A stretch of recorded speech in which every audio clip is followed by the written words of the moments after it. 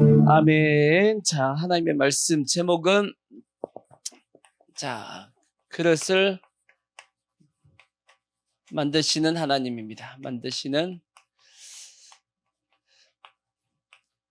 오늘은 이제 두 번째 날입니다. 두 번째. 지난주에 말씀드리길 하나님은 토기장이었고, 이사야서의 말씀에 하나님은 토기장이 우리는 그릇이라고 말씀했습니다. 하나님께서 우리 인간을 그릇으로 만든 목적, 이유가 뭐라고 말씀했어요? 두 가지를 말씀드렸습니다. 첫 번째는 하나님이 우리 속에 들어오시기 위해서. 아멘. 그래서 우리 예수 믿는 우리 속에는 다 누가 계세요? 하나님이 우리 속에 계시다고, 성령님이 우리 안에 다 계시다라고 말씀하고 있습니다. 아멘. 그리고 또 하나 하나님께서 우리를 그릇으로 만든 목적이 뭐냐면 하나님께서 우리의 그릇에다가 사명을 담기 위해서라고 말씀을 드렸습니다. 그래서 우리는 하나님이 쓰실 수 있는 그러한 그릇이 돼야 되는데, 그래서 성경에 보니까 귀한 그릇이 있고 천한 그릇이 있다라고 되어 있어요. 귀한 그릇, 그 다음에 천한 그릇이 있다라고 되어 있죠. 귀한 그릇은 무슨 그릇이었냐 하고 봤더니, 귀한 그릇은 어떤 그릇이냐, 선한데 하나님의 선하신 데 쓰임받는 그릇이 귀한 그릇이고, 천한 그릇은 하나님이 악하게 쓰는 그릇이 천한 그릇입니다. 이거는 이제 디모데후서 2장과 로마서 9장에 보면 이런 말씀이 있어요. 그러면 선한 그릇으로 쓰임받은 대표적인 사람이 누구였냐? 모세라고 로마서 9장에 기록이 되어 있고, 정반대로 악하게 쓰임받았던 사람이, 대표적인 사람이 누구였어요? 이게 바로였다고. 이것을 하나님은 뭐라고 또 말씀했냐? 모세는 그래서 무슨 그릇으로 썼다? 긍휼의 그릇으로 쓰셨다. 바로는 무슨 그릇으로 쓰셨다? 진노의 그릇으로 쓰셨다라고 성경에 그렇게 기록이 되어 있단 말이에요. 기억이 나시죠? 그래서 우리는 다 어느 편에 돼야 되냐? 귀한 그릇으로 쓰임받아야 된다고. 아멘? 그럼 귀한 그릇으로 쓰임받기 위해서는 어떤 모습이 돼야 되냐 하고 봤더니 첫 번째가 뭐냐면 깨끗한 그릇이다 그랬어요. 깨끗한 그릇. 디모데후서 2장에 보시면 그렇게 말씀이 되어 있습니다. 큰 집에는 금그릇, 은그릇, 여러 가지 그릇이 있는데 그 중에 누굴 쓰신다? 깨끗한 그릇을 쓰신다라고 말씀했어요. 그러면 우리가 깨끗한 그릇이 되기 위해서는 어떻게 해야 되는지에 대한 말씀을 지난주에 나눴습니다. 첫 번째가 뭐였냐면 뭐 해야 된다? 회개해야 된다고 말씀했어요. 깨끗함을 통해, 회개를 통해서 뭐가 된다고요? 깨끗하게 되는 겁니다. 그래서 모세는 보면 늘 뭐 하는 삶이었어요? 하여튼 문제만 있으면 회개합니다. 자기의 죄뿐 아니라 이스라엘 백성들의 그 죄 가운데 항상 자기가 먼저 나서서 회개하는 모습을 가지잖아. 그죠? 정반대로 바로는 회개해요, 안 해요? 끝까지 마음을 완악하게 합니다. 그래서 여러분, 하나님 앞에 선하게 쓰임받고 귀하게 쓰임받고 싶으면 뭘 잘하셔야 되냐면 회개를 잘하셔야 돼요. 그러니까 정반대로 악하게 쓰임받고 싶으면 회개하지 말고 끝까지 하나님하고 반항해 보십시오. 그러면 어떻게 되냐? 악하게 쓰임받아요. 그래서 우리는 깨끗한 그릇이 되기 위해서는 회개해야 됩니다. 회개는 크게 두 가지로 깨끗함을 만든다고 했어요. 첫 번째는 예수의 피였고, 또 하나는 말씀이었습니다. 말씀으로 깨끗함을 받는다라는 말씀을 드렸습니다. 두 번째가 뭐였냐면 하나님을 올바른 관점으로 보라 했어요. 올바른 관점. 하나님을 바르게 봐야 된다는 말씀을 드렸습니다. 설명하면 또 길고 넘어가고, 세 번째가 뭐냐면 마귀의 미혹에 넘어가면 깨끗함에서 멀어지고 진실함에서 멀어져서 부패하게 된다는 말씀이 있습니다. 그러니까 절대 마귀의 미혹에 뭐하면 안 되면 너는 미혹되면 안 된단 말이에요. 이렇게 해서 자기를 뭐 할 때, 깨끗하게 할 때, 깨끗한 그릇이 되면 하나님이 어떻게 하신다? 귀하게 쓰신다 하는 말씀을 지난주에 드렸습니다. 지난주에 설교를 한 4, 5분 만에 요약 다 했어요. 원래 요약도 길게 해야 되는데 오늘 설교할 게 많아. 그 다음에 이제 크게 이제 두 번 실제적인 전체적인 이제 그릇을 만드신 하나님의 내용입니다. 하나님께서 또 귀하게 쓰시기 위해서 꼭 필요한 것이 뭐냐면 정상적으로 만들어야 돼. 정상적인 과정입니다. 과정을 통해서 만들어져야지만 하나님께서 그 사람을 어떻게 쓰냐면 귀하게 쓰실 수 있습니다. 그러니까 공정이죠. 그릇을 만들기 위해서는 여러 가지 공정을 다 거쳐야 됩니다. 과정. 다르게 하면 공정이죠. 공정. 공정을 다 거친 자만이 하나님께서 귀하게 쓸 수 있죠. 그 공정을 다 제대로 거치지 않은 상태에서는 귀하게 쓰기가 그릇이 어려운 겁니다. 쉽게 얘기하면 이러한 어떤 그릇이 하나가 있으면 이게 지금 깨끗하잖아요. 깔끔하잖아요. 그죠? 만약에 공정을 다 안 거쳐가지고 여기에 불순물이 막 튀어나오고 막 까칠까칠해봐. 쓰겠어요? 못 쓰겠어요? 못 쓴단 말이야. 그죠? 그러듯이 모든 공정, 그릇을 만드는 공정을 하나를 다 어떻게 해야 되냐면 다 거쳐야 됩니다. 그러니까 그 과정을 쭉 우리가 보면서 아하, 이런 과정을 통해서 하나님께서 우리를 쓸 수 있는 사람으로 만들어가는 거구나 하는 것을 우리가 깨달아야 된다고. 이해가 되시죠? 그 첫 번째, 이제 오늘 첫 번째 내용이 뭐냐? 첫 번째, 하나님께서 오늘 말씀에 그릇을 만들기 위해서 제일 먼저 뭐 해야 돼요? 그릇 만들려면 제일 먼저 해야 될 게 뭐예요? 그렇지, 흙이죠. 흙을 가져야 됩니다. 흙을 뭐 해야 되냐면 선택해야죠. 흙을 가져와야지. 그죠? 흙에 대한 택하심이에요. 택하심. 그래서 오늘 처음 말씀 읽은 게 뭐냐면 하나님의 택하심에 대한 말씀을 제일 처음 이제 우리가 본문 말씀으로 읽었습니다. 이 택하심에 대한 우리 어떤 개념을 정확하게 일단 잡고 있어야 됩니다. 자, 오늘 말씀에 이제 본문 말씀에 뭐라고 적혀 있냐 이렇게 말씀하고 있어요. 자, 택하심 한번 보시면 첫 번째 이렇게 되어 있습니다. 너희가 나를 뭐 한 것이 아니요? 택한 것이 아니요. 내가 너희를 택하여 세웠다라고 말씀했어요. 꼭 기억하셔야 됩니다. 내가 하나님 선택한 거 아니에요. 하나님이 나를 택하신 거야. 이해가 되시죠? 그 뒤에 19절도 보시면 똑같이 되어 있습니다. 너희가 세상에 속하였으면 세상이 자기를 사랑한 것이나 너희는 세상에 속한 자가 아니요 도리어 너희를 세상에서 뭐 했기 때문에 택하였기 때문에 세상이 너희를 미워한다. 하나님이 우리를 뭐 하셨다? 택하셨다라는 거예요. 아멘. 절대 내가 택한 거 아닙니다. 하나님이 나를 택했다라는 것을 먼저 기억하시고, 두 번째 또 신명기 7장을 보시면 이런 말씀이 있습니다. 첫 번째 첫째 하나님이 택하셨다. 두 번째 신명기 7장 6절을 보시면 7장 6절 보시면 이런 말씀이 있어요. 너는 여호와 내 하나님의 성민이라. 네 하나님 여호와께서 지상 만민 중에서 너를 자기 기업의 백성으로 택하셨나니 여호와께서 너를 기뻐하시고 너희를 택하심은 너희가 다른 민족보다 수요가 많기 때문이 아니니라. 너희는 오히려 민족 중에 가장 적으니라. 여호와께서 다만 너희를 뭐 하심으로? 사랑하심으로 말미암아 또는 너희 조상들에게 하신 맹세를 지키려 하심으로 말미암아 우리를 뭐 하셨다라는 거예요? 택하셨다라는 거예요. 하나님께서 이스라엘 백성들을 택하신 것이 이스라엘 백성들이 잘나가지고 택한 것이 아니라는 거지. 이유는 크게 두 가지였습니다. 하나님이 이스라엘 백성을 뭐 하심으로? 사랑하심으로 택하신 것이고, 두 번째는 뭐 때문에요? 하나님께서 아브라함에게 이삭과 야곱에게 하신 뭐 때문에? 약속 때문에 너희를 택했다라는 겁니다. 이거는 이스라엘만 그런 것이 아니고 오늘날 누구에게도 우리에게도 동일한 겁니다. 하나님이 우리를 택하셨어요. 내가 택한 거 아니라 그랬죠? 하나님이 우리를 택하셨는데 그 이유가 뭐냐? 하나님이 나를 뭐 하시기 때문이에요? 사랑하시기 때문에. 아멘. 그 다음에 또 하나님이 뭐 하셨기 때문에? 약속하셨기 때문에. 무슨 약속을 했어요? 하나님 여러분 약속한 거 있어요?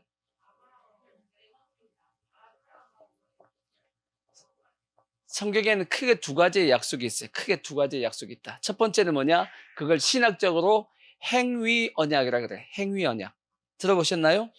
행위 언약. 어떤 행위를 통해서 언약을 맺는 게 있습니다. 그걸 어떤 언약이냐면 하나님하고 아담하고 한 언약이에요. 그 언약이 뭐냐? 동산 중앙에 있는 선악을 알게 하는 나무의 실과를 먹으면 정령 뭐하리라? 죽으리라 하는 그 말씀이 행위 언약입니다. 근데 이 행위 언약을 아담이 범했어요? 안 범했어요? 범했죠. 어겼습니다. 그래서 그 다음 필요한 언약이 뭐냐? 아담을 구원하기 위해서, 그리고 아담 이후에 모든 인류를 구원하기 위해서 하나님께서 또 하나의 언약을 맺으셨는데 그 언약이 뭐냐면 은혜 언약이에요. 은혜 언약. 은혜 언약이라고 있습니다. 그 언약은 누구하고 맺었냐? 성부 하나님과 성자 예수님이 맺은 언약이에요. 그걸 은혜 언약이라고 그래요. 이해가 되시죠? 그래서 누구든지 예수님을 뭐하면 믿는 자는 다 뭐 해주겠다? 구원시키겠다라는 그 언약을 맺었단 말이에요. 그래서 예수님께서 그 언약을 이루시기 위해서 이 땅에 오셔가지고 십자가에 죽으신 겁니다. 아멘. 그래서 우리는 하나님의 이 은혜의 언약으로 말미암아서 우리가 택하심을 받은 거예요. 아멘. 그래서 이스라엘 백성들이 하나님 앞에 그러한 택하심을 받았듯이 동일하게 우리도 하나님이 우리를 뭐 하시기 때문에, 사랑하시기 때문에, 또 성부 하나님과 성자 예수님께서 맺은 그 언약으로 말미암아 우리가 택하심을 받은 겁니다. 아멘. 다시금 말씀드리면 우리가 잘나서 택함 받은 거 아니에요? 자, 그 다음 말씀을 보시면 이런 말씀도 있습니다. 자, 고린도전서 1장 26절을 보시면 이런 말씀이 있어요. 형제들아, 너희를 부르심을 보라. 여기 부르심이 뭐냐면 불렀다는 게 뭐예요? 택했다라는 게, 택했다 똑같은 말씀입니다. 부르심을 보라, 택하심을 보라. 육체를 따라 지혜로운 자가 많지 아니하며 능한 자가 많지 아니하며 문벌 좋은 자가 많지 아니하도다. 그러나 하나님께서 세상에 미련한 것들을 택하사 지혜 있는 자들을 부끄럽게 하려 하시고 세상에 약한 자 택하사 강한 것들을 부끄럽게 하시고 하나님께 세상에 천한 것들과 멸시받는 것들과 없는 것들을 택하사 있는 것들을 피하려 하시나니 이는 아무 육체도 하나님 앞에 자랑하지 못하게 하려 하심이라. 아멘. 여기 말씀이 하나님이 고린도 교회에 대해서 사도 바울이 뭐라 그러냐면 너희들을 교회에 지금 다니는 성도들의 구성원들의 한번 조건들을 한번 봐라. 세상에서 지혜 많은 사람이 있냐 없냐? 없다라는 거예요. 세상에서 돈 많은 사람이 있냐? 없다라는 겁니다. 세상에 권력 있는 사람이 있냐? 교회 안에? 없다라는 거예요. 별로 없다라는 거예요. 그러면 어떤 사람들이냐? 전부 다 보니까 미련한 자들, 가난한 자들, 천한 자들, 없는 자들, 멸시받는 자들 이런 자들만 어디 있다고요? 교회 안에 있지 않느냐? 그런 말씀이 있다고. 근데 하나님이 그런 자들을 통해서 세상에 강하고 돈 있고 능력 있는 자들을 어떻게 한다고요? 부끄럽게 하신다라는 거지. 아멘. 그래서 하나님께서 누굴 지금 누굴 택했다라는 거예요. 가난하고 천하고 멸시받고 없고 미련하고 그런 사람을 불렀다라는 뜻이에요. 아멘. 그러니까 감사한 거야. 우리가 어떤 조건이 하나님께서 보시기에 우리의 조건이 좋아서 부르는 것이 아니라는 거지. 진짜 하나님이 부르지 않았으면 세상에서도 별로 크게 쓰임받지 못할 사람들을 하나님께서 불러주셨다는 거예요. 감사해요, 안 감사해요? 감사하잖아. 하나님이 만약에 돈 있는 사람만 불렀다고 생각해봐요. 우리가 왔겠냐고, 여기. 세상에 권력이 있고 똑똑한 사람만 불렀다 그러면 우리가 왔겠냐고. 우리 못 온단 말이에요. 그죠? 근데 하나님이 그런 거 없어도 하나님이 우리를 택해 주셨으니까 그래서 뭐 한 거예요? 감사한 거죠. 감사하단 말이에요. 그래서 뭐 할 수 없냐? 이는 아무 육체도 하나님 앞에 뭐 할 수 없어요? 자랑하지 못한다. 자랑하지 못한다는 게 뭐냐면 교만할 수 없다는 얘기예요. 내 마음이 교만해가지고 내가 택할 자격이 있으니까 하나님 나를 불렀지. 그렇게 얘기할 수가 없다는 얘기입니다. 그러면 우리는 이 상태가 그대로 있어야 되냐? 아니에요. 이렇게 돼야 돼. 자, 야고보서 2장 5절을 보시면 이런 말씀이 있어요. 내 사랑하는 형제들아 들을지어다 하나님이 세상에서 가난한 자를 택하사 뭐하게 하시고 믿음에 부요하게 하시고. 그러니까 우리는 어떻게 돼야 되냐? 비록 세상에서는 가난할 수 있어요. 아멘. 하지만 믿음에 대해서만큼 어떻게 된다? 부요할 수 있는 그러한 사람이 되어야겠다라는 마음을 가지셔야 돼요. 아시겠죠? 또 아까 고린도서 1장의 말씀처럼 세상에 있는 자들을 어떻게 할 수 있는, 부끄럽게 할 수 있는 삶의 모습이 돼야 됩니다. 그러면 어떻게 세상에 있는 강하고 돈 있고 힘 있는 사람을 부끄럽게 할 수 있어요? 어떻게 하시면 되겠어요? 여러분 어떻게 하실래? 같이 맞짱을 떠봐요? 같이 돈으로 맞짱을 뜨면 우리가 깨져. 같이 머리로 한번 해보면 안 돼. 어떻게 세상을 부끄럽게 하냐? 이렇게 부끄럽게 하는 겁니다. 실제 하나님의 은혜와 능력이 임해가지고 세상을 부끄럽게 할 수도 있어요. 능력을 받아가지고 비록 없지만 능력 받아가지고 행할 수도 있습니다. 은사를 통해서 그런 것도 가능하고 또 한편으로는 뭐냐? 비록 우리는 가난하고 없지만 세상에 있는 자들이 하지 못하는 것들을 하면 됩니다. 뭐냐? 비록 없다 할지라도 우리보다 더 없는 사람이 있어요, 없어요? 더 없는 사람이 있지. 그들을 어떻게 하는 거예요? 그들을 우리가 또 돕는 겁니다. 그들을 위하는 겁니다. 섬기는 거라고. 그러면 있는 자들은 있어도 안 하는데 우리는 뭐 하는데? 없어도 하고 있어. 그러면 있는 자들이 어떤 마음을 가지겠어요? 부끄럽단 말이야.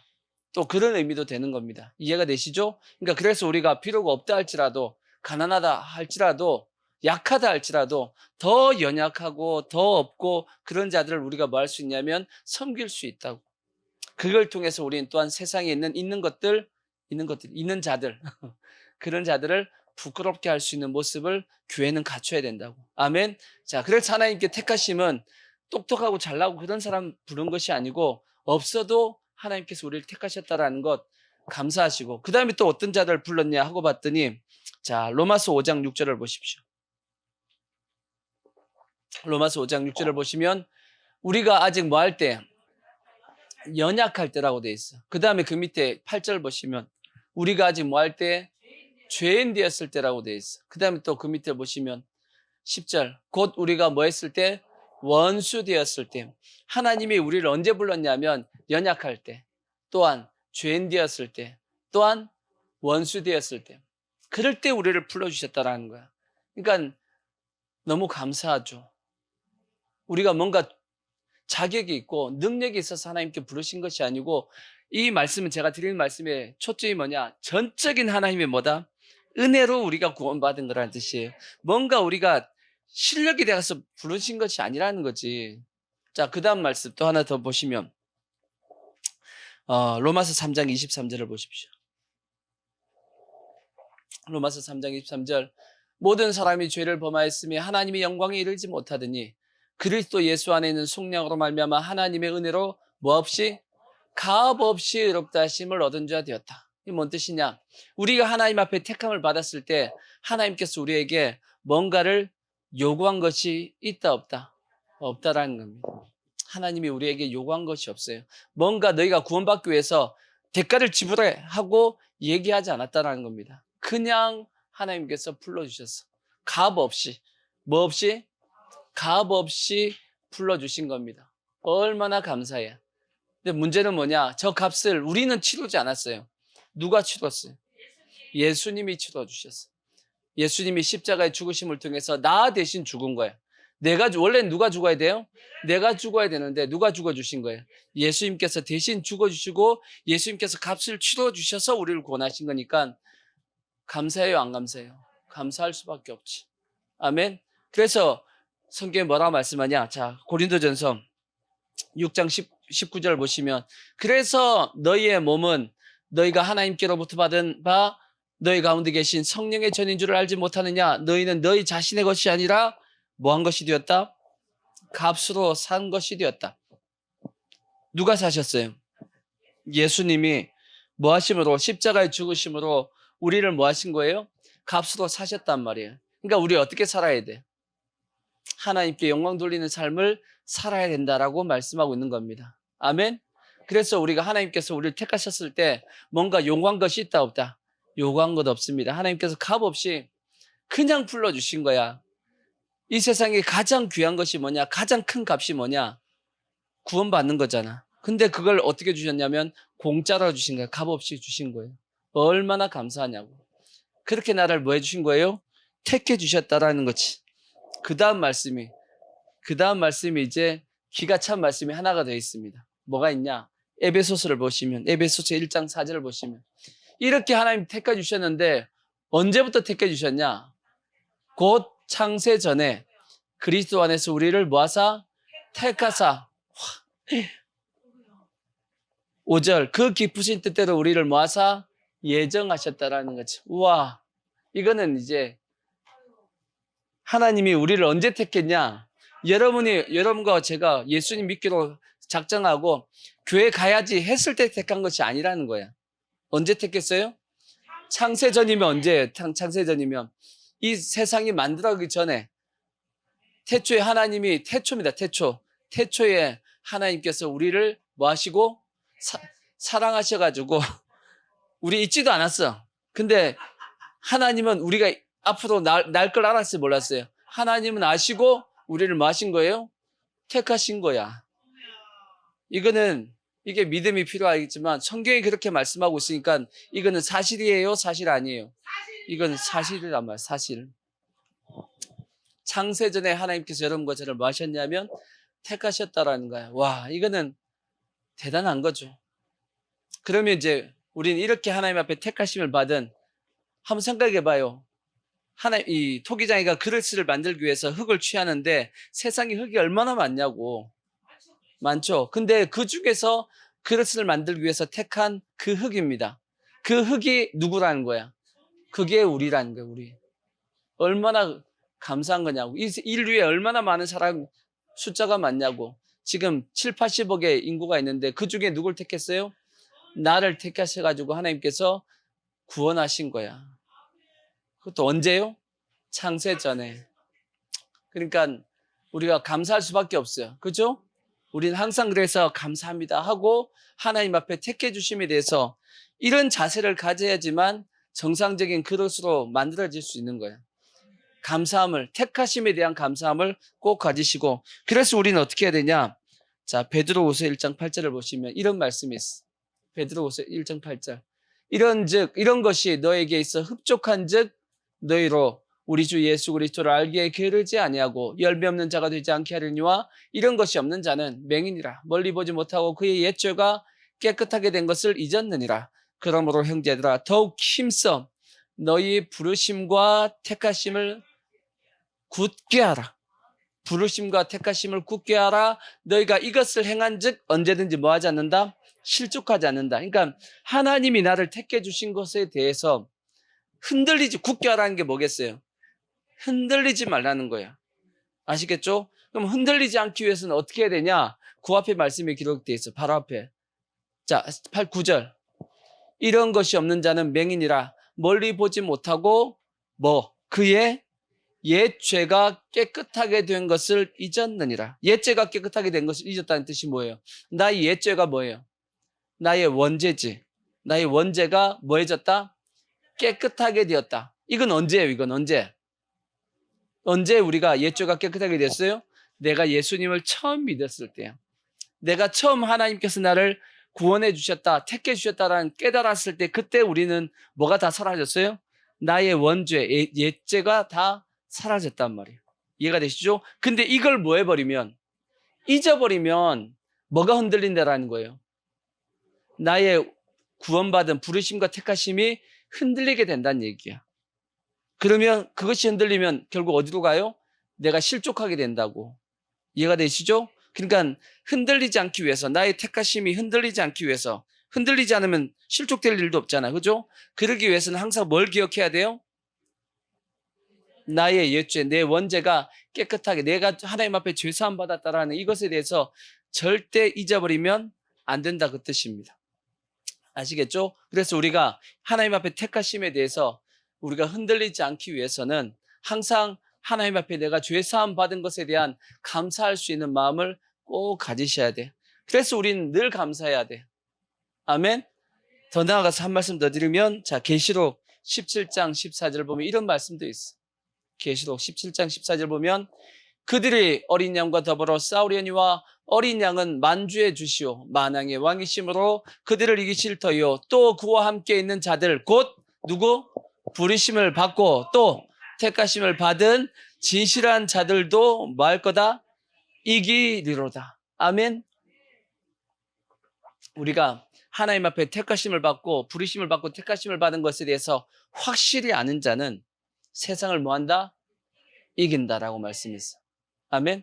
그러니까 우리가 세상을 이겨야 될 거 아니야. 근데 그 이기기 위해서는 뭐가 확실하게 있어야 돼? 나에게 내가 하나님 앞에 부르심과 택하심을 받았다 이 사실을 확실하게 내가 믿고 깨닫고 알고 있으면 사단이 나를 못 이깁니다.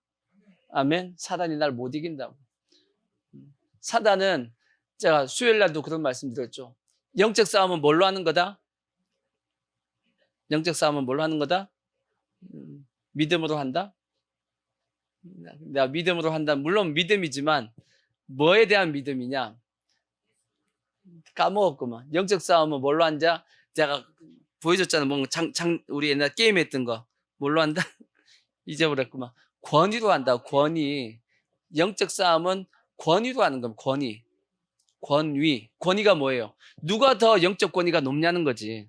그래서 성경에 보면 유다서에 보면 이런 말씀 있잖아요. 미갈 천사가 누구하고 싸워요?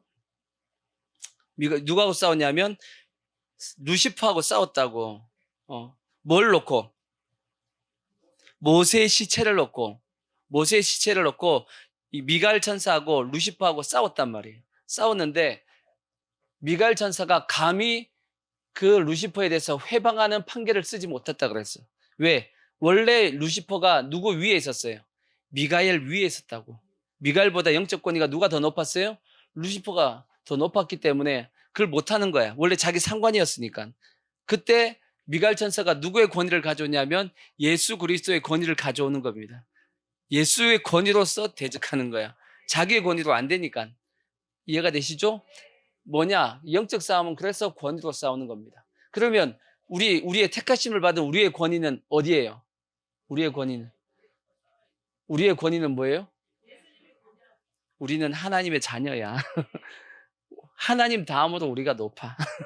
아시겠죠? 에베소에 있는 말씀처럼 우리의 영적 권위, 우리의 자리는 어디냐면 하나님 보좌 우편이야. 아멘. 우리의 영적 권위가 누구보다 훨씬 높다? 마귀보다 훨씬 높기 때문에 우리는 절대 마귀에게 질 이유가 없어요. 그래서 성경에 야고보서에 뭐라고 말씀했냐? 마귀를 뭐 하라고요? 그죠. 마귀를 대적하면 누가 이겨요? 우리가 이기니까 마귀가 뭐 할 수밖에 없어? 피할 수밖에 없다라는 거야. 근데 이 구원받은 우리가 그걸 모르고 마귀한테 얻어터진 이유는 뭐 때문이에요? 내 권위가 그만큼 높은지 모르는 거야. 마귀에게 속아가지고 맨날 얻어터지고 있는 거지. 그게 뭐냐면 두려움 때문에. 아시겠죠? 우리가 담대하게 전신갑주를 입고 서 있으면 절대 못 건드립니다. 아시겠죠? 그러니까 권위로 싸우는 거라고. 그래서 우리가 이 택하심의 이 원리를 알고 있으면 반드시 뭐 한다? 아까 계시록 17장의 말씀처럼 반드시 이깁니다. 아멘. 그래서 우리가 이 택하심에 대한 원리를 정확하게 꼭 기억할 수 있기를 부탁을 드릴게요. 아멘. 그래서 하나님의 택하심 흙을 일단 가져오셨다. 얼마나 감사한지 몰라. 그 흙이 누구예요? 그게 나야. 아시겠죠? 두 번째, 흙을 가져와서 어디로 가져와요? 작업장이지. 작업장으로 가져와야 돼. 흙을 작업장으로 가져와야죠. 뭘 만드는 작업장이에요? 토기 만드는 작업장에 가져와야 될 거 아니야. 아멘. 이 작업장이 어디겠어요? 이 작업장이 어디겠어요? 어디로 가져와야 돼? 교회로 가져와야지. 어디로 가져와? 교회로 가져와야지. 어디로 가져오기는 집으로 왜 가져가? 교회로 가져와야지. 집에서 이렇게 작업하면 혼나. 집사람한테. 온 집 지저분하게 한다고. 교회로 가져와야지. 집을 난장판 만들 일 있냐고. 안 그러겠어요? 교회로 가져와야지.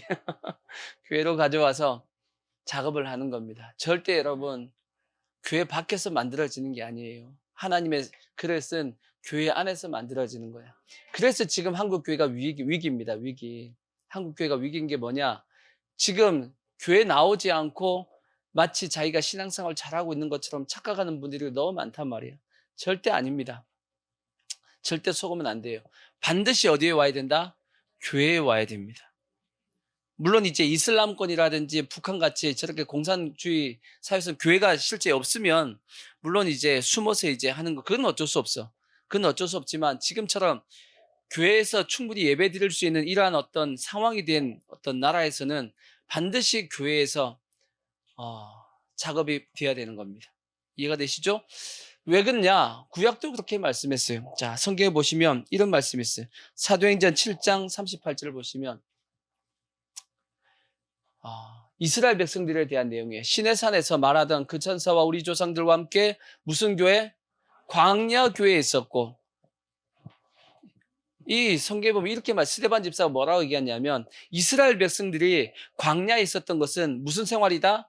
교회 생활이라는 거예요. 그게 교회라는 거예요. 애굽은 어디고? 세상이고 가나안은 어디예요? 천국입니다. 그 중간에 광야입니다. 광야. 근데 그 광야가 영적으로 보면 뭐다? 교회라는 거지. 그게 교회 생활입니다. 그 교회 광역교회 담임 목사님 누구예요? 그게 모세란 말이야. 자, 고린도전서 10장 1절에 보면 그렇게 돼 있다고. 자, 형제들아, 나는 너희가 알지 못하기를 원하지 않는다. 알지 못하기를 원하지 않는다는 건 뭔 뜻이라고요? 반드시 알아야 된다 그 뜻이죠. 우리 조상들이 다 구름 아래에 있고 바다 가운데 지나고 누구에게 속하여? 그렇죠? 모세에게 속해서 구름과 바다의 세례를 받고 모두가 같은 신령한 음식을 먹으며 이렇게 되어 있습니다.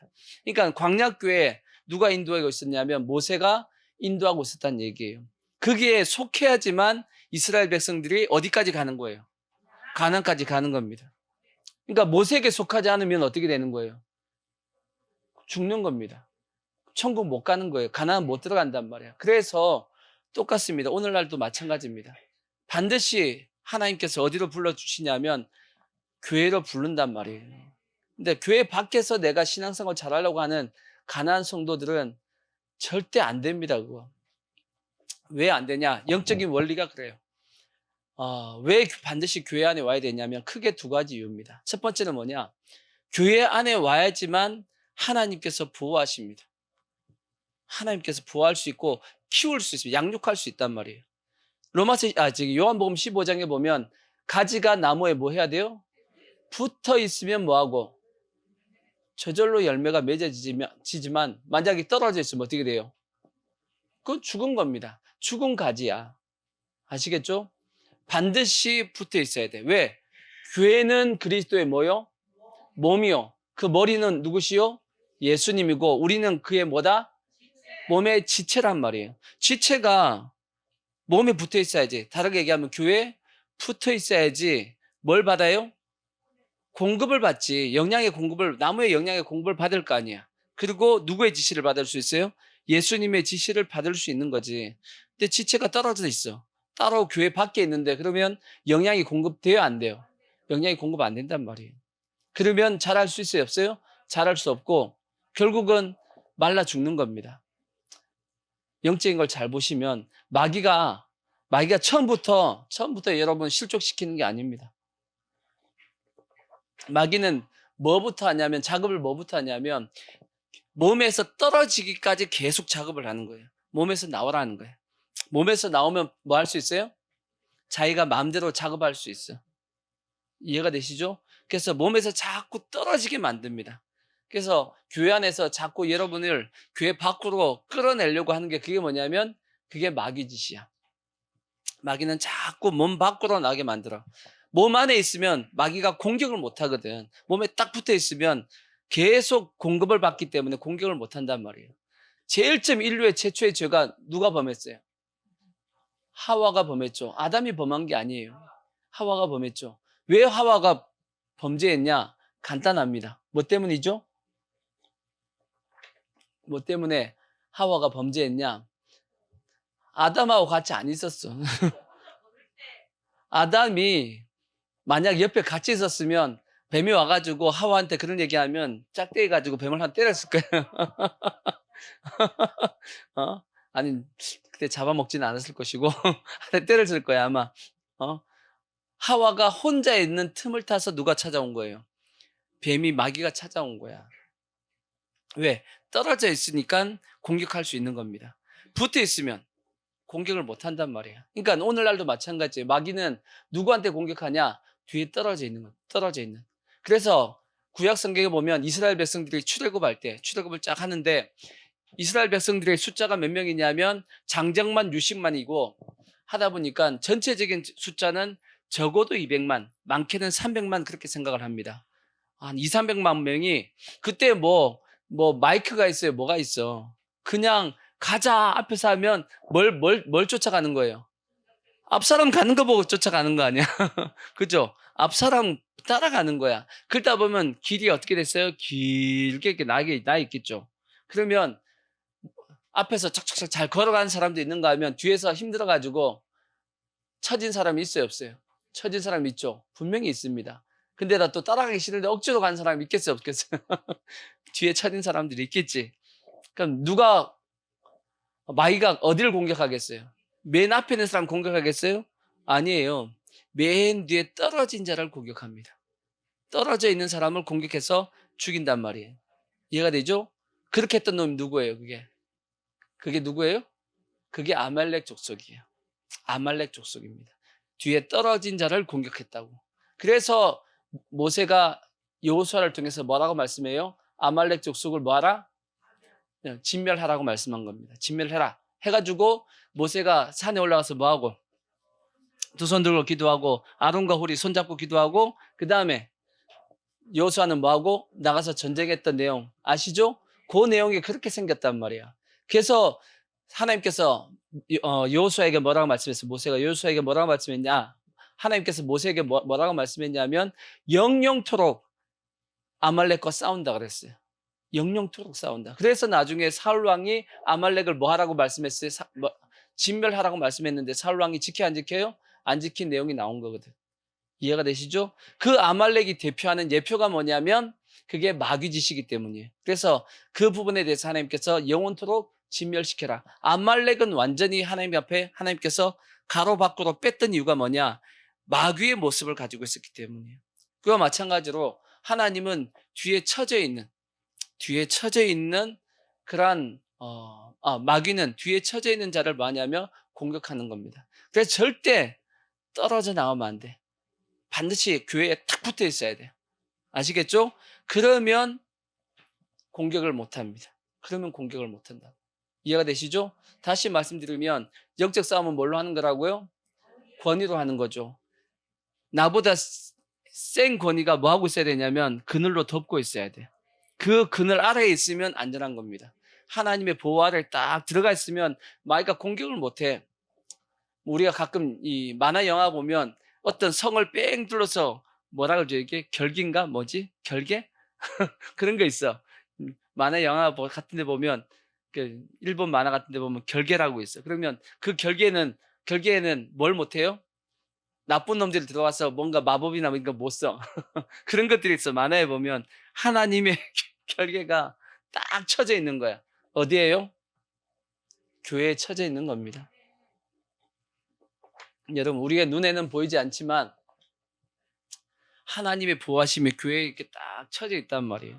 그래서 마귀가 그걸 공격을 못하는 겁니다. 그래서 반드시 그렇다고 해서 육신적으로 여기 결계가 쳐 있다는 얘기가 아니고 그냥 몸이 와 있다고 해서 와 있는 게 아니야. 이거는 몸이 와 있다고 와 있는 것이 아니고 그 중심이 와 있어야 돼. 아시겠죠? 중심이 교회 안에 딱 붙어 있으면, 나무가 가지에 딱 붙어 있으면 마귀는 공격할 수 없다는 얘기입니다.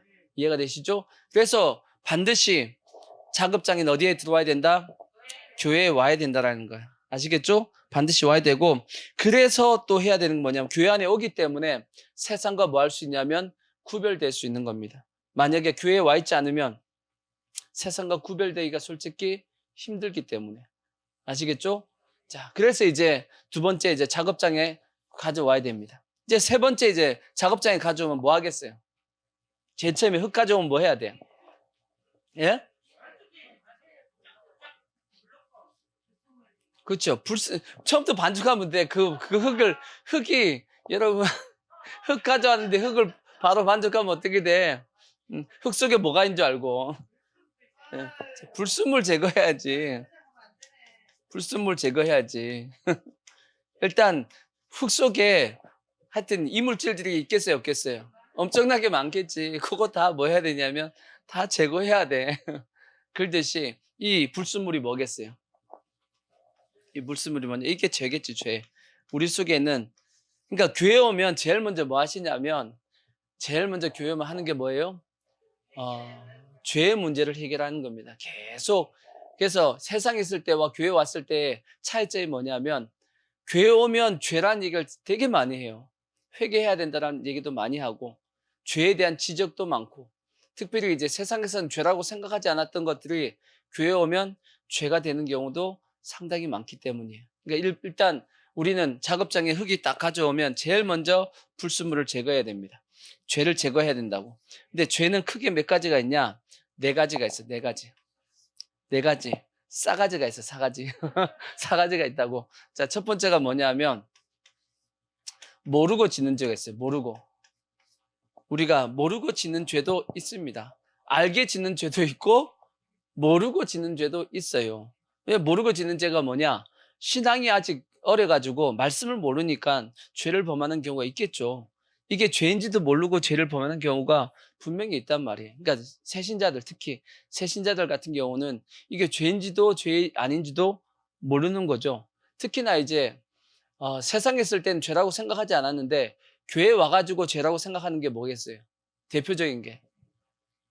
어, 어, 그렇죠. 가장 큰 거는 예수 믿지 않은 것도 뭐다? 죄죠.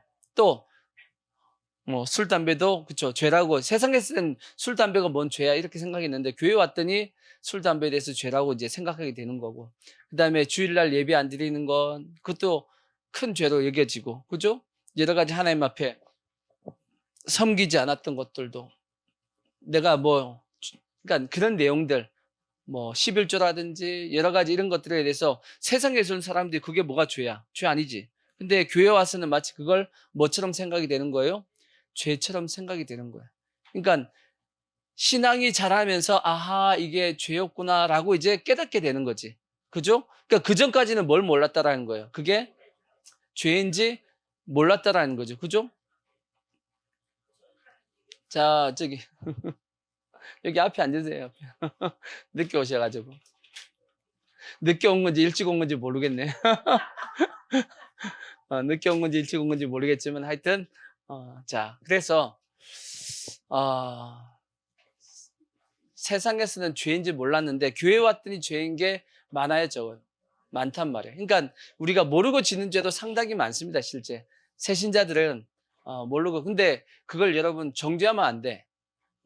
그거 막 정죄해버리면 안 돼. 왜? 몰랐으니까. 그리고 이미 세상에서 그게 몸에 뱄단 말이야. 몸에 뱄 걸 교회 와가지고 단번에 탁 잘라야 못 잘라요. 그거 안 잘라집니다, 그게. 물론 하나님께서 강제적으로 확 은혜를 부어가지고 강제로 끊게 하시는 분들이 있긴 있어.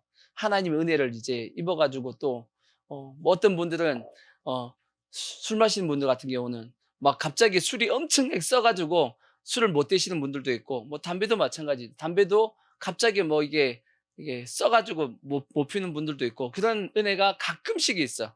가끔씩 있습니다. 하지만 대다수는 신앙이 자라가면서 차츰차츰 그게 적어지고 하고 사라진단 말이에요. 이해가 되시죠? 그렇게 되는 거지. 한 번에 탁 자르면 그게 쉽지 않단 말이에요. 이미 몸에 뱄기 때문에 그렇단 말이에요. 그렇지만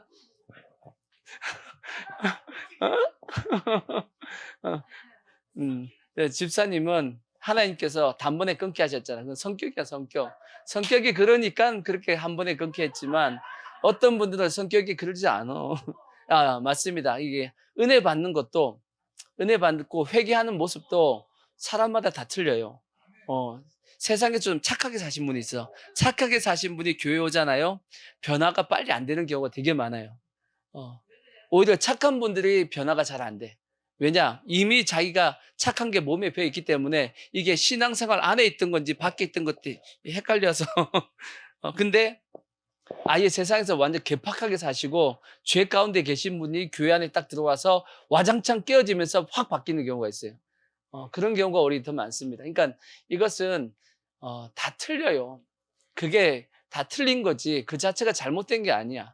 그러니까 그걸 옆에서 너 왜 이래 이렇게 얘기하면 안 돼. 그건 그렇게 얘기하면 안 돼. 그거는 사람마다 다 틀린 걸 어떻게 그걸. 그러니까 모르고 지는 죄가 있다 없다?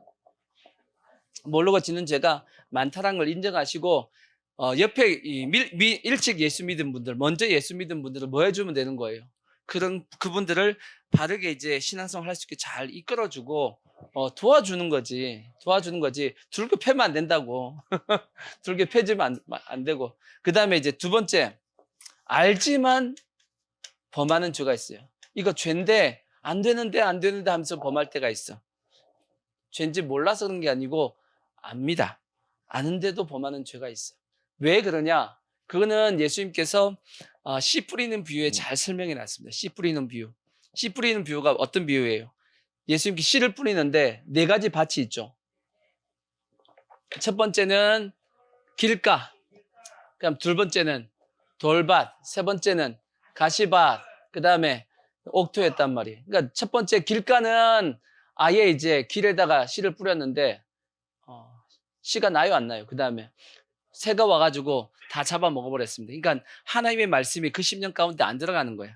그러니까 설교 말씀을 들어도 한 귀로 듣고 다 이게 틀려 보내버리고 전혀 마음속으로 안 들어가는 사람이 있어. 그 누가 와서 근데 내가 안 듣는 것 같아도 예수님께서 뭐라 말씀했냐면 새가 와서 먹어버렸다.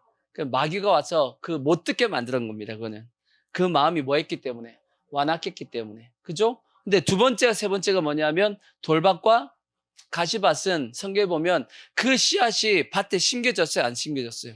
심겨졌어. 심겨졌는데 싹이 올라오다가 문제가 생기는 겁니다. 그러니까 말씀을 받아서 기뻤다고 돼 있으니까 말씀을 받을 때는 아멘 하고 받은 거야. 근데 그것이 싹이 나려고 싹 올라오다 보니까 위에 뭐가 있어요? 돌이 있네. 돌이 있으니까 거기서 짓눌려가서 죽어버리는 거예요. 근데 그걸 예수님께서 뭐라고 말씀했어요? 이 세상에 환란이라든지 박해가 올 때 결국은 죽어버리는 겁니다. 그러니까 우리가 하나님의 말씀을 받아서 이렇게 해야지 하는데 뭐 때문에? 세상의 환란과 여러 가지 박해 때문에 고난이 올 것 같으니까 알지만 그냥 피해버리는 거지. 그러니까 그것도 죄지. 그죠? 몰라서 지는 게 알지만 두려워가지고 혹시나 어려움이 올까 두려워가지고 그 말씀을 지키지 않은 거니까 죄가 되는 겁니다. 또 다른 말씀이에요. 그 다음 가시밭은 뭐예요? 세상의 유혹과 재리, 물질의 욕심 때문에 그것 때문에 결실하지 못하고 결국은 열매를 맺지 못한다라고 말씀했죠. 그것도 알지만 뭐 한 거예요? 알지만 그 죄를 범하고 있는 겁니다. 이건 죄인데 하지만 본인이 뭐 하지 못해가지고 이기지 못하는 거지. 아직 뭐 하니까? 아직 뭐 때문이죠? 믿음이 약해서 그런 거야, 이것도. 아직 믿음이 약해서 뭐에 대한 말씀에 대한 믿음이 약하기 때문에 그런 겁니다. 그래서 이것도 뭐 하면 안 되냐면 정죄하면 안 돼. 아직 믿음이 약한 걸로 어떻게 해? 믿음이라는 것은 계속 말씀을 마음으로써 들음으로써 계속 자라나는 거지. 믿음은 자라나는 거기 때문에 아직 믿음이 연약한데 그 믿음 연약한 사람 보고 그거 다 안 지켰다고 막 뭐라 그러면 아직 안 되지. 아직 어린 걸. 많이 구박을 받으셔가지고. 그러니까 어떻게 하셔야 되냐? 어떻게 하셔야 되냐? 그러니까 믿음을 키우시려고 노력을 해야지. 그러니까 아멘하고 또 두 분은 또 아멘하고 이제 내 마음대로 해도 되는구나. 그렇게 생각하면 안 되고 빨리 뭐 하셔야 돼요? 믿음을 키워야지. 빨리 믿음을 키우려고 해야지. 그렇기 위해서는 뭐 해야 되냐면 열심히 하나님 말씀 보고 믿음은 어디서 난다? 들음에서 난다 그랬으니까 말씀을 듣고 보고 하는 것에 열심을 가지다 보면 내 믿음이 쑥쑥쑥 자란단 말이에요. 자라면서 그것을 뭐 할 수 있는 이길 수 있는 능력이 생기는 거야. 고난도 박해도 여러 가지 유혹도 이길 수 있는 능력이 생겨서 이제는 알고는 뭐 하지 않는 거예요? 범하지 않는 짓지 않는 수준까지 올라가는 겁니다. 아멘. 그렇게까지 갈 수 있게끔 노력을 하셔야 돼. 아멘. 그 다음 이제 세 번째. 이건 뭐냐면 숨겨져 있는 죄예요. 숨겨져 있는 죄. 숨겨져 있는 죄. 잠겨져 있는 죄야. 잠겨져 있는. 쫙 잠겨. 마치 뭐하고 똑같으냐면 이런 겁니다. 우리가 저기 곰국, 설렁탕 같은 거 이제 먹으러 가면 큰 솥에다가 뭘 구워요? 뼈들을 막 굽는단 말이야. 그러면 뼈를 확 고고 있으면 뭐가 올라와요? 국물 같더니 뭐 덩어리가 뭐 이상한 게 뭐 쭉 뜨죠? 뜨면 어떻게 해야 돼? 걷어낸다면 싹 걷어내고 버리면 또 좀 있으면 또 뭐예요? 또 올라와요. 그럼 또 걷어내고. 그러듯이 숨겨져 있는 죄가 있어, 내 속에. 근데 계속 불을 떼면 뭐 하는 거냐면 그게 서서히 올라와. 그런 죄가 있단 말이에요. 또 비슷한 게 뭐냐? 우리가 고여있는 물을 딱 보시면 고여있는 물인데 위에서 보면 되게 깨끗해. 깨끗한데 막대기 하나 가지고 다 넣어가지고 후 젖어 봐봐. 어때요? 밑에서부터 막 올라옵니다. 막. 이해가 되시죠? 그러듯이 우리 속에 그런 죄가 있다 없다? 숨겨져 있는 죄가 엄청나게 많아. 가만히 있을 때는 환난도 없고 어려움도 없고 그냥 일상적으로 살아갈 때는 내가 죄 안 짓고 깨끗하게 사는 것 같아. 근데 어떤 상황만 딱 발생되면 그냥 막 올라와. 다다다다다다 그냥 혈기가 막 올라오고 그래서 찬송에 이런 찬송이 있어요. 아까 찾아나라 그랬어. 광야를 지날 때 보시면 가사가 이렇게 돼 있어요. 보세요. 가사. 광야를 지날 때, 시험을 당할 때, 어려운 순간에 인내하라. 주 너를 마사 하나님이 흔들어 흔들어 본다고. 감추인 뭐? 감추인 어둠을 뭐 하시리? 씻어내 주시리 기뻐하라. 뭐냐? 하나님께서 우리의 죄를 내가 착한 줄 알아. 내가 신앙생활 하면서 내가 착하고 그래 난 말씀에 잘 순종하지 하고 이제 그렇게 있으면 하나님이 여전히 이 속에 뭐가 있는데 어두움이 있는데 죄가 있는데 그걸 내가 지금 발견 못하고 있는 거야. 그러니까 하나님께서 뭐 하시냐면 환경을 흔들어요. 환경을 흔들고 아니면 옆에 있는 사람을 통해서 막 찔러봐. 막 찔러버려. 그러면 막 뭐예요? 막 이제 솟아온다 이제 막 솟아나버려 그냥. 뭘 깨닫게 하려고 하나님께서 너 속에 그거 있다라는 걸 깨닫게 하려고 하나님께서 일부러 뭐 하냐면 주 너를 흔들어 보는 거예요. 주님이 흔들어 보신다고.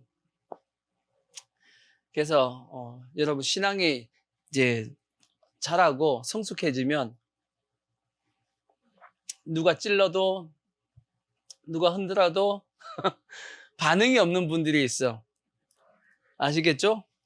그 정도 돼야 돼. 아시겠죠? 근데 여러분 이제 이건 제가 뭐 여러분 스스로 판단하시고 여러분 스스로가 나는 찔르면 그냥 확 한다. 그럼 아직까지 여러분 속에 뭐가 많다? 숨어있는 죄가 엄청나게 많다. 꼭 기억하셔야 돼. 아시겠죠? 하나님께서 뭐 하시냐면 여러분 옆에다가 꼭 찔리는 사람을 옆에 두시고 흔드는 환경을 여러분에게 옆에 놔두신다라는 걸 기억하셔야 돼. 그러면 어떻게 해야겠어요? 그거 어떻게 해결해야 돼, 이거는? 계속 뭐 해야 되냐면 이게 발견될 때마다 뭐 해야죠? 걷어내야 돼. 이게 막 젖었더니 뜨면 다 걷어내야 돼. 그래서 절대 여러분 이런 생각하시면 안 돼. 누구 때문에 누가 자꾸 찌르는 놈, 그 환경을 그걸 탓하시면 안 돼.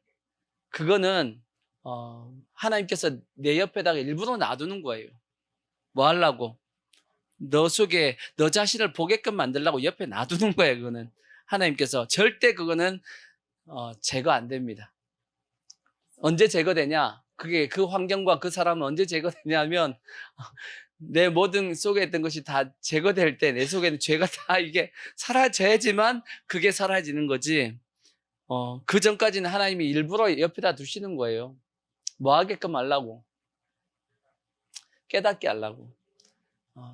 우리의 신앙의 성숙은 딴 게 아닙니다. 우리의 속에는 연약하고 죄악된 것을 깨달아서 그걸 버리고 깨끗해지는 게 그게 성숙이야. 주님이 우리에게 원하시는 모습은 그런 모습이기 때문에 계속 우리를 옆에다가 그걸 환경과 사람을 두셔가지고 계속 작업하십니다. 그러니까 그걸 없애는 방법은 내가 변하는 거지 그 환경과 그 사람을 없애는 게 아니에요. 절대 착각하시면 안 돼. 누구 때문에 있다? 나 때문에 있는 거야. 그거 나 때문에 그 사람이 있고 그 환경이 존재하는 겁니다. 아시겠죠? 그래서 내가 변하면 자연스럽게 하나님께서 그걸 걷어가십니다. 환경도 걷어가시고 그 사람도 정리해 주신다고. 그래서 우리가 꼭 기억해야 될 것은 나에게 뭐가 있다? 숨겨져 있는 죄가 있다. 숨겨져 있는 어둠이 있다는 걸 꼭 기억하셔야 돼요. 이것도 솔직히 제거하기가 쉽지가 않습니다. 쉽지가 않아. 근데 진짜 제거하기가 힘든 죄가 하나가 더 있습니다. 네 번째가 뭐예요? 의로 생각하고 있는 죄가 있어. 나는 뭘로 생각하고 있다고요? 그걸 의로움이라고 생각하고 있는 죄가 있어. 그게 뭐냐? 이런 내용입니다. 자, 어디를 보시냐면 누가복음 18장 9절을 보시면 자, 또 자기를 의롭다고 믿고 다른 사람을 멸시하는 자들에게 이 비유로 말씀하시되 두 사람이 기도하러 성전에 올라가니 하나는 누구요? 바리새인이고 하나는 누구다? 세리다. 그 당시 가장 존경받던 이스라엘 백성들 중에 가장 존경받던 사람이 누구예요? 바리새인입니다. 자, 그럼 바리새인에 대해서 내가 잠시 설명드려야죠. 어제 설명한다 그랬으니까 잘 들으세요. 자, 바리새인은 누구냐면 예전에 이스라엘이 헬라로부터 지배를 받을 때가 있었어. 헬라라는 나라가 어딜 지배했다고요? 이스라엘을 지배했다고. 식민지 생활을 하고 있을 때가 있었죠. 거의. 그때 어떤 왕이 있었냐면 헬라에 안티오코스 에피파네스 사시라고 하는 이 적그리스도를 예표하는 아주 악한 왕이 있었단 말이에요. 그 왕이 이스라엘을 아예 그냥 멸망시키려고 하나님을 완전히 못 믿게 만들려고 작업을 했단 말이에요. 그래서 성전에서 제사 드릴 때 뭘로 제사 드리게 만드냐면 돼지로 제사 드리게 만들었어. 유대인들은 돼지를 어떻게 해요? 가장 가증한 그런 짐승으로 생각한다고. 유대인들이 돼지고기 먹어요, 안 먹어요? 안 먹습니다. 돼지고기 안 먹는다고. 유대인들도 이슬람도 안 먹어요. 그죠? 근데 우리는 잘 먹어요. 우리는 잘 먹는데 유대인들은 왜냐? 하나님께서 말씀하시길 정결한 짐승인데 부정한 짐승이 있단 말이에요. 정결한 짐승이 뭐냐면 되새김질하고 굽이 갈라져야 돼. 그죠? 돼지는 굽이 갈라졌는데 뭐는 안 돼요? 되새김질 안 하죠. 그냥 부정한 음식이라고 안 먹는다고. 근데 그 부정한 짐승으로 뭘 하게 만들어요? 제사를 드리게 만들고, 그러니까 성전을 완전히 더럽혀버리는 겁니다. 제사장들 다 바꿔버리고 하여튼 나쁜 짓을 많이 했어. 그때 하나님의 율법을 지켜야겠다라고 끝까지 항거하면서 싸웠던 사람들이 있어요. 율법을 지키기 위해서. 이해가 되시죠? 그 사람들이 누구냐 하면 바리새인입니다. 이해가 되시죠? 좋은 사람이에요, 나쁜 사람이에요? 좋은 사람이죠. 괜찮은 사람들이었어. 근데 문제가 생겨. 이 사람들이 시간이 쭉 계속 흘러가. 근데 계속 우리나라도 누굴 존경하냐면 일본 일제 치하 때 독립운동한 사람들 존경해야 안 해요. 존경하듯이. 또 교회 안에서도 마찬가지잖아. 일본 사람과 북한 공산당에 대해서 싸웠던 그들에서 신앙 고백했던 뭐 주기철 목사님이라든지 손양원 목사님이라든지 그런 분 존경해야 안 해요. 존경하잖아. 존경하듯이 유대인들도 누굴 존경하는 거예요? 바리새인들을 존경하는 거야. 저들은 목숨 걸고 하나님의 말씀을 지키려고 했다라는 거야. 그러면 그들이 이러한 모습을 가지고 계속 믿음으로 살았으면 좋았겠는데 계속 국민들로부터 뭘 받으니까, 백성들로부터 존경을 받으니까 그 존경을 뭐 하려고? 계속 받고 싶으니까 뭘 만들기 시작해요? 장로의 유전을 만들기 시작했어. 자기들을 더 거룩하게 보이려고. 거룩하게 보여서 뭐 하려고? 존경 받으려고 계속. 이해가 되시죠? 근데 백성들로부터는 계속 거룩하게 보이니까 존경을 받아요. 근데 하나님이 보시기에는 제일 나쁜 놈이야. 왜? 외식이거든, 외식. 중심에 하나님을 사랑하는 마음은 없고 그 속에 뭐만 있어요? 세상으로부터 존경받고자 하는 마음밖에 없는 거야. 이해가 되시죠?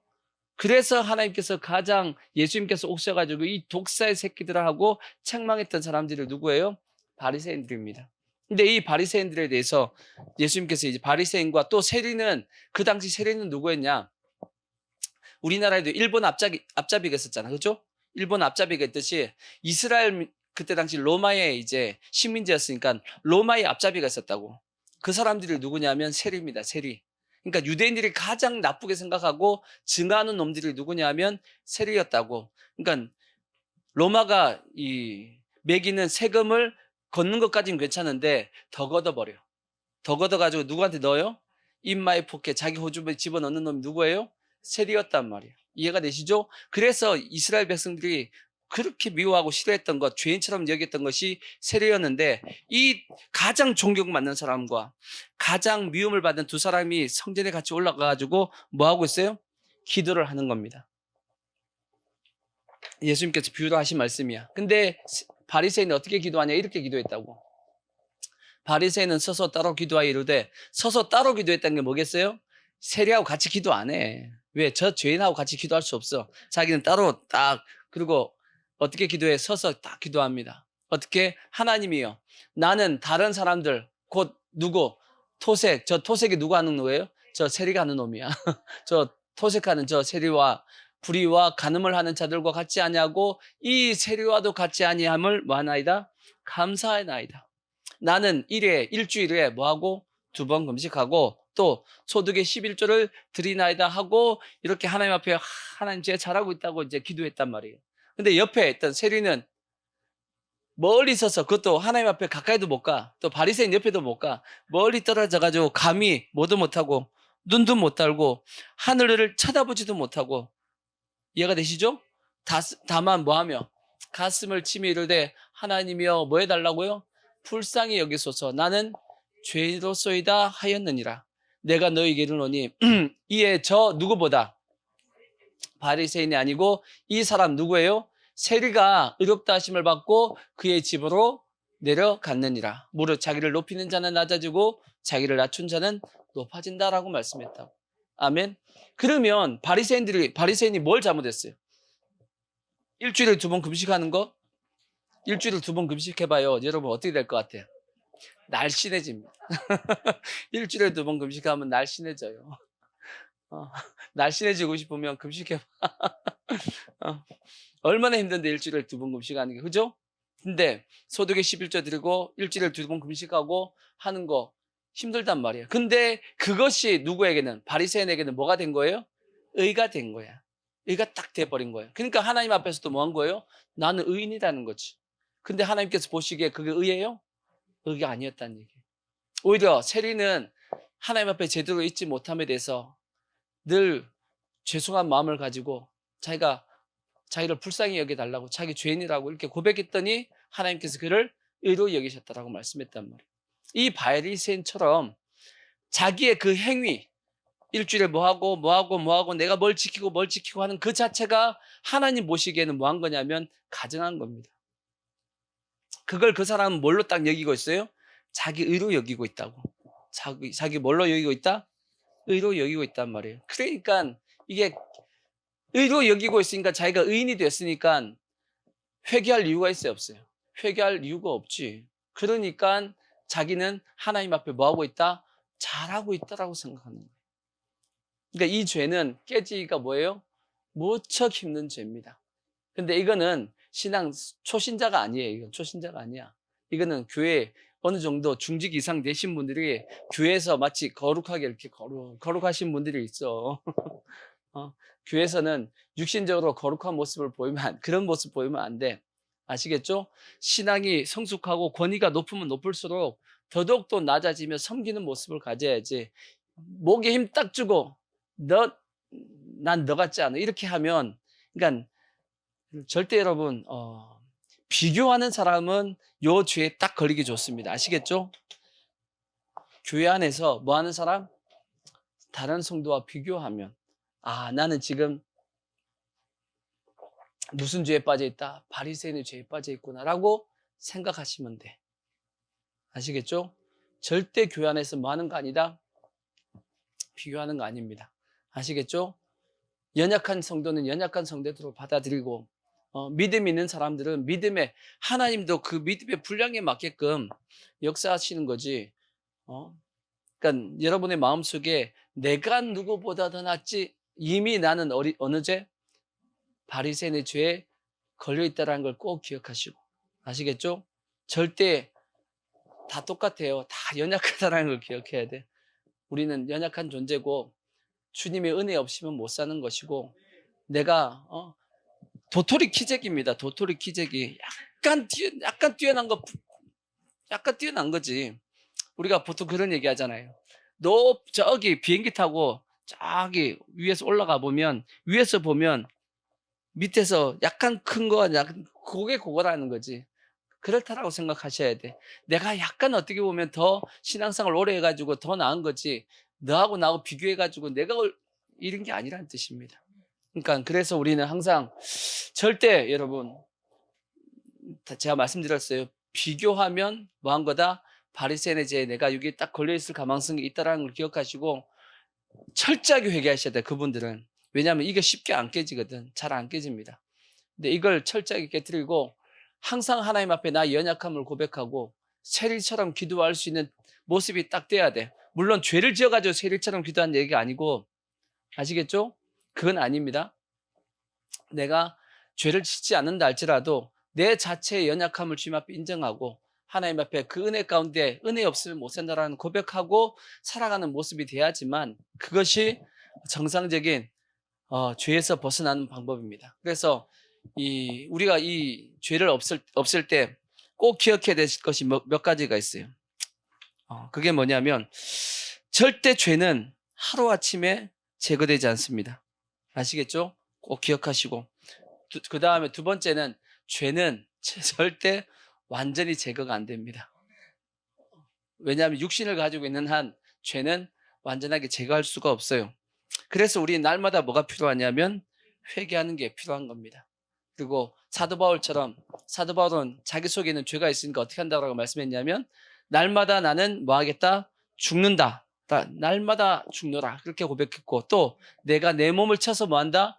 복종케 했다라고 돼 있어요. 자기가 죄를 범하고자 하는 이 육신의 연약함이 있으니까 뭐 해가지고 자기 몸을 진짜 때린 게 아니죠. 자기 자신과 싸운 겁니다. 죄를 범하고자 하는 육신의 그것과 내가 내 몸을 쳐서 하나님의 말씀이 뭐하게 한다? 복종케 한다 하는 말씀이 있듯이 우리가 그렇게 죄와 어떻게 해야 돼요? 싸워야 됩니다. 히브리서에 있는 말씀처럼 언제까지 싸워야 되냐? 피 흘리기까지 싸우라고 되어 있어. 뭐에 대해서만큼은? 죄에 대해서만큼은. 그래서 우리가 이 불순물을 제거해야지만 이제 그 다음에 뭐 할 수 있어요? 불순물 제거했다고 끝나는 게 아니야. 하나님이 뭉치려면 어떻게 해야 돼요? 뭉치려면 뭐가 돼야 돼요? 뭉치려면 가루가 돼야 돼.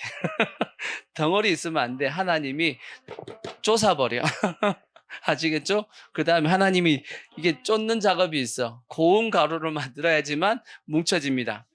입자가 있으면 안 뭉쳐져요. 그죠? 뭉치기 위해서는 하나님이 가루를 만드신다는 거예요. 그건 다음 주에 하시고. 그래서 하나님이 우리를 만들어 가신다는 걸 꼭 기억하시고, 그래도 우리는 쓰임 받아야 돼?